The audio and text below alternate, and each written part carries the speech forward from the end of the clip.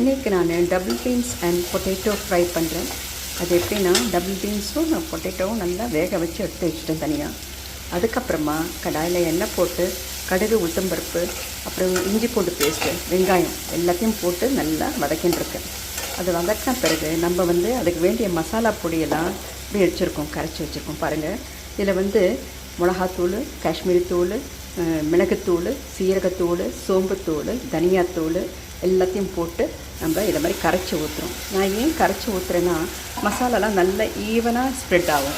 இல்லைனா சில இடத்துல மஞ்சள் அப்படியே இருக்கும், சில இடத்துல மிளகா அப்படியே இருக்கும். நம்ம அவசரத்தில் கலர சரியாக கலர மாட்டோம். அதனால் இந்த மாதிரி போட்டு இந்த மசாலாவை நல்லா ஒரு நிமிஷம் கொதிக்க விடணும். அதுக்கப்புறமா இந்த உருளைக்கிழங்கும் டபுள் பீன்ஸும் இருக்குது இல்லைங்களா, அதையும் போட்டு நல்லா நம்ம பிரட்டி எடுத்துட்டேன்னா வேலை ஆச்சு. இதை பாருங்கள், இதை அப்படியே நான் போட்டுட்டேன். போட்டுட்டு நல்லா சின்ன தீயில வச்சு கலந்து கொடுத்துருங்க. உங்களுக்கு double beans and potato ready.